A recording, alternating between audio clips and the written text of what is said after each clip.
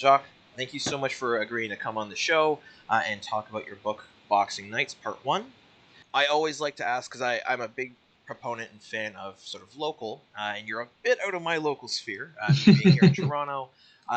So where is it that you're currently located? You don't have to say like a street name, but like city, Give grade, the whole state. address. Yeah, really. Yeah, but I'm currently located in an area called the DMV. It's like the district. Basically, it's Washington D.C., Virginia, and Maryland. So I'm Okay, like in all three. Yeah. So I was saying I'm in D.C., Washington D.C. Yeah. perfect. Okay. And did you grow up there? No, I did not. I actually grew up. I was born in New York City, and my family, as you can already tell, with my name, I'm foreign, right? So my dad is Haitian. I was raised by him. And growing up, I grew up traveling a whole lot. So like mostly in like South America and the Caribbean. So I grew up speaking a variety of languages. And Oh, his mom was Cuban. So can you imagine being little, they speaking Spanish to you, they speaking yeah. English, Creole, French. Oh my God. Yes. So like and I'm I speak them and I can write them too. So like it's a lot. Yeah, I know. So can you imagine that? And I believe like around like 16, 17, I moved to this area that I'm at now because I used to get in trouble a lot, in school. Yeah, because I'm the only boy out of seven kids. Oh I my have a God. bunch of sisters. Wow. Yeah, so I needed attention. So I used to get in trouble. That used to get me in trouble, and they sent me to live here with one of my sisters, and then I just ended up staying here. Worked out fine. I went to school for architectural design actually, Okay. and then I graduated, and as soon as you start like diving and getting jobs and trying to survive, and I just got stuck here, and then yeah, making a living here and everything. So yeah. Yeah, I mean that's basically it, right? Once you Mhm. get into that, once you get your education going, you find a little bit of way to make some money, Yeah. especially if it's a lot of money. All of a sudden, Yeah. hey, you know what? It's kind of comfortable. So I Yeah, get it. and it's Um, very nice up here. The city life, the city life. I'm not gonna lie, I missed it. But like New York City can be crazy, man. It can be overwhelmed. Thankfully I got used to it. But like I think where I'm at right now, it's like a better p- location for the future. For longer term. I think it's better for me. right on. Yeah. Is it because frankly, like I live in Toronto, which Hmm. is I think the closest thing we're gonna have in Canada to New York, but again, it's not anywhere near because Oh I my know New York's goodness. population is like the population of something like Canada. Like it's pretty Yeah, damn it's big. it's it, yeah, it's jammed. It's jammed, Yeah. especially in the city, and it's getting more jammed, which is crazy and more pricey too. Yep. Super expensive. Well, I mean, the Yeah. more people try and live in one spot, the higher the rent goes. All Hmm. that fun stuff that comes Yep. along with it. Um, Hmm. so where you live now, the DMV, DMV, right? Yeah. Perfect. Is it just like sort of a calmer area? Is it just less people? Oh, it's both. Because like if you go to Washington D.C. And like the city, it's kind of like it's not like New York City, but there's more people. But Ooh. like yeah, but like if you like on the Virginia side, it's more like family oriented, family houses, and it's not it's not near what New York New York is. It's not, but it's good for jobs because we have a lot of government jobs in this area because like there's a lot of government building, and so that because of that it's kind of pricier than other places, because they expect people to move here with the family, and Yeah, yeah. and they use that in their advantage. So yes, but it's safe, it's calm, it's very nice, Awesome. yeah, it's a good place. Like if you're trying to like grow and like start a family, that's the place to be. I would definitely say that. Yeah, that sounds really nice, Yeah. actually. Hmm. Now, just from following all of your Instagram stuff, and I've got it up on the screen. So again, your Instagram being at Boxing Nights, and then your Facebook being at Boxing Nights Comic. Hmm. Um, as I understand it, and sort of what we've talked about just over messaging, Hmm. before you started making your book, you were working full time, and as a result of COVID, is basically when you decided you were going to make your book, right? Yep, correct. Right. Yep. I was everything was going fine. I actually even proposed. Yeah, I even proposed to my girlfriend in March. Oh, That month. Yeah. congratulations! Yeah, thank you. And then 2 weeks later, COVID just took over, and then yeah, I mean, sometimes the bad things happen. We look at it as bad, but sometimes those things are a blessing. I don't know if like there's a lot of times in my life where I had to like set back for better. So I wasn't mad for some reason. I was not mad.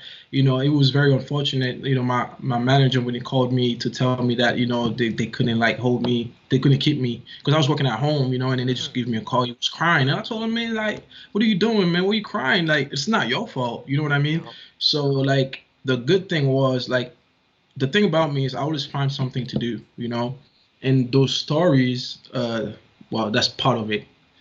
Which They were we will definitely get into. Yeah, so they were written back in 2011, between 2011 and 2013. So I was like, Okay. yeah. So I was like, you know what? I should. It was always my plan to do that. I'm like, I should just like take the time and just like draw them up, and then like lay them out, and then I just did that, and then guess what? They called me back right after the book got published. My Oh. job called me back. Yeah, Oh, awesome! That is so yeah, good they to called hear. me back. Yeah. They called me back. So, and then they bought the book. They were very impressed as well. They didn't know like I could. They didn't know that side of me. Hmm. It was just like kind of weird. People looking at me, what the heck? I didn't know you could do that. I was like, yeah. I mean, it's nothing special, but yeah, it's something that I've been doing since I was little. So yeah, currently, I mean, it's not like we're not as busy as we usually are, but like we are at a very good place because like not right now what we're focusing on. I don't know. You go to the stores, you see the hygiene barriers that they have inside the stores, right? The shield. Oh yeah, It's all like sorts of plastic yeah. shielding and the So we plexiglass. call Yeah. them hygiene barriers. So like basically right now we are in charge of that in our region. Well, I'll say like most of the region in the U.S. right now, we are in charge of that. Like, so whatever we used to do, we translate to that, and then it's been doing pretty well for us. Okay. So, yeah. And what is it that you were as work doing prior to COVID? Prior to COVID, I was like engineering and like designing like booths. Like you go to those trade shows, right? You go to a lot of like trade shows, like Oh the yeah, yeah. yeah, so the big booths that you saw, they come to us, and then like the extrusion, you usually see like the aluminum extrusion that they use to like put those things together. Oh, like all the piping and how it all interconnects and Yes, you, we call them extrusion. So, yeah. so it's Forgive the okay. lack of technical knowledge. But hey man, that's not your side of town. You got your thing going for you. I mean, look at your wall behind you. So, but like anyway, so yeah, so like I kind of like we have like a system that we use and like create like whatever the concept that the client needs, and then from there we like kind of like engineer the pieces because you have to understand all those things are supposed to ship in a box or Hmm. like crates, and then they put them together. You get what I Okay. mean? So like I use that system to create actually what they're looking for and actually sometimes help guide them towards what they looking for. It's pretty interesting actually because I didn't even go Cool. to school for that. Yeah, I went to school like I told you before for architectural design, and then Yeah. my first job was in that field, and I just like I've been doing it. So Yeah. it's actually pretty cool. Yeah. And I I mean, do a lot of exhibits. I do a lot of exhibits work as well, like a lot of things for like exhibiting and special events. Like for example, I had the opportunity to work on like the inauguration for Trump, when he became president. I yeah, was one of yeah. the yeah, yeah. I was one of the designers for his the whole concept that was in the room. That was a good experience too. So Yeah, yeah, seriously. Like, I mean, politics aside, the fact that you got to work on something that huge, like that is a big deal, and you had a hand in it. yeah, That's super cool. Um, yeah, so then, just so I want to make sure I can piece together the timeline here. So your education was an architectural designer, yeah, correct. um, and then you've transitioned, or not transitioned, I guess you started working as a engineer. Now, in your engineer role, is it something like pen and paper draft boards, or are you actually using like 3D AutoCAD style animation? Thankfully, thankfully, it's not by hand. Thankfully, my dad was a big by hand guy, so yeah, it's I use AutoCAD. Yeah, mostly AutoCAD for that. Yep. Okay, so 3D rendering, and then I'm assuming you'll send that to someone who then prints it out. They'll assemble the box together. They can get sent out Yeah. reassembled. That's super cool. Yep. We have like a shop that we communicate with, and then they work the pieces. So what you do is when you design the concept or whatever, when you do a detailed drawing. so they can know how to cut the pieces, how long, and then like and etc. And then they follow, and then you do detail. So basically, you design it and you do the detail drawing. You like break it down to them so they can know what to do and what to look for, and Hmm. you do like specs drawings as well, and Yeah, then like make yeah. this part so many inches long. Here's the diameter. It's supposed to be Yep. hollow, or here's this cut needs to be in it. Yep, That's super sir. Yep. cool. And Yeah. as a kid, did you often draw as well, or did that come a little later when you went through your education? Um, like art was always a big part of my life. I would say I used to get beat up, man, when I was a kid, because like when they buy me books, I used to draw all over the books. Yeah, I deserved it. Don't feel bad for me. So like I used to like actually create like for my friends' birthdays, for example, like I couldn't give them anything. I used to create comic books for them, like a couple pages, like be like, oh, he came and then the bank was getting robbed and then he saved the day, like, and then they used to like that. And Yes. yeah, so I used to art was always a big part of me. It's like I'm not saying I'm great at it, but it's just like it's always been something that I enjoy doing. I always been enjoy being part of it. To the point where like if it's like a field that I'm not connected with, you know what I mean? I can kind of like I might not be I might not understand the whole concept, but like I can understand where the person is coming from if you have to do with art. I love art. I love art. Yeah, I For definitely. sure. Yeah, I Yeah. mean, I think that's fantastic. And one thing I've noticed from all the comic book artists that I've talked with, whether it's like this in an interview, if it's Hmm. at just a panel and it's someone that, at Comic Con or something, shaking hands with and talking with them, or if it's, someone who's written a comic that I've really enjoyed, um, there's always that pure love of art from the get go. And then, however their path in life took them to it, they ended up making a book. And of course, we're here to talk about your book, Boxing Nights. So the reason I like to know about the history is to see how you got into art. So you had all of this structural design background, engineering design background. So I'm assuming a lot of that's, like you said, on computer, correct? Yep. Okay. And so for your book, just to talk about the actual process of making the book, I'll give a nice shot of one of the early pages here. This was all done on computer, correct?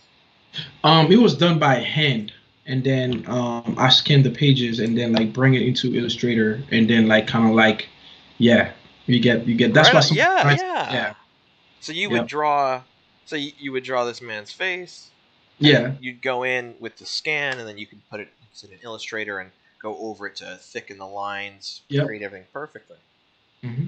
Right on. Like you said, you'd written it originally 2011, 20 through 2011 and 13. What sort of inspired you to write it? Phew. That's a big question because there's a lot of way I could answer that question, but I'm just gonna like kind of like touch the surface Sure. of it. Something that I was always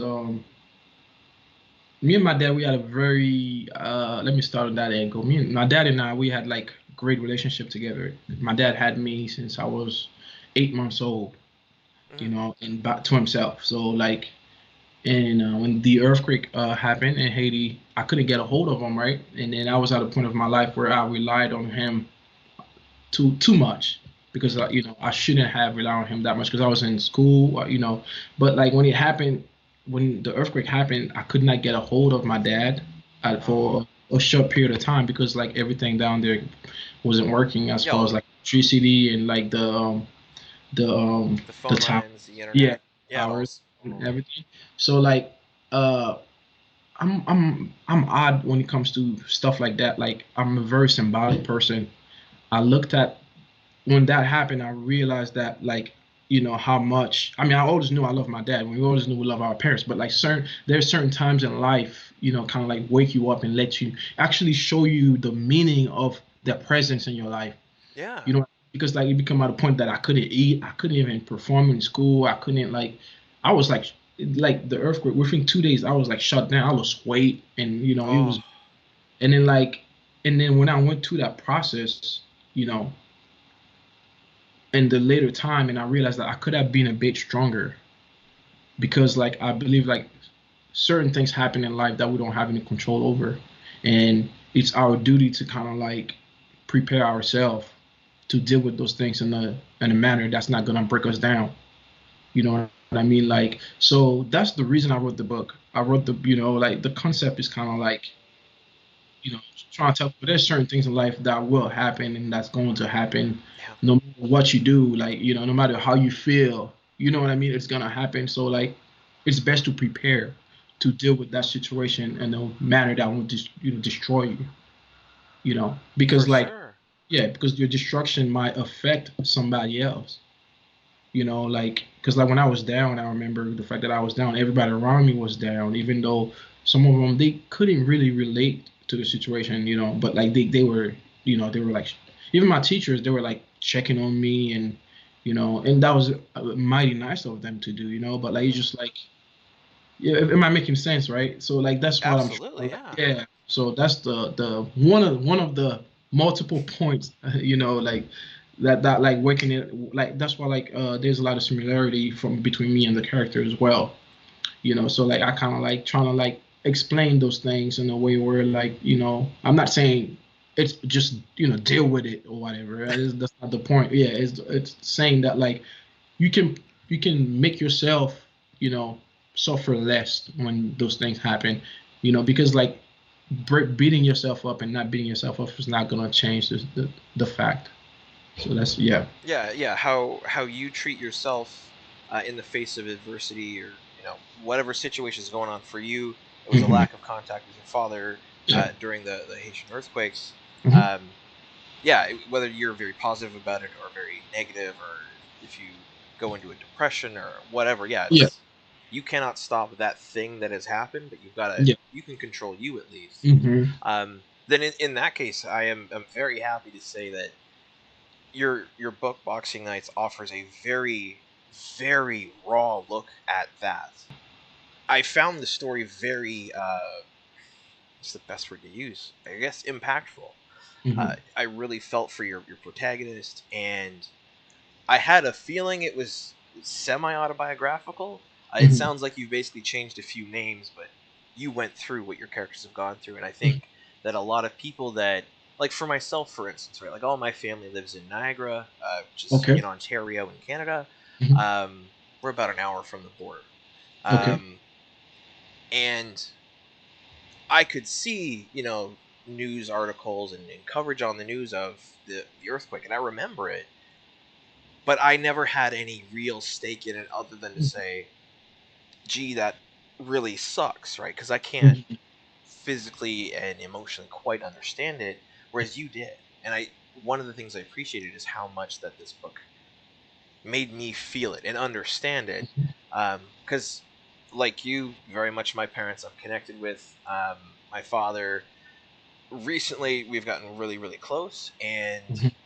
yeah, to think of something like that, to go through what you went through, yeah, I don't know how I would treat myself or how I would react. Um, so to get away from the heavy subject, which thank you for sharing, and to talk about the book a little more, Hmm. when it comes to the character in the book, obviously it's called Boxing Nights. There's a lot of Yeah. boxing that goes on. So our main character, the story starts with the earthquake, their impact, not being able to contact their father, and they experience what you experienced. Hmm. And through boxing, they start to sort of come to grips with the reality and exert a little control. On the back there behind you, I believe I can see a few medals. Are those Yeah. perchance for boxing? Yes, they are actually. I am actually I grew up boxing. I'm a three times Golden Glove champion actually, and then yeah, I actually turned pro. Oh my And then god!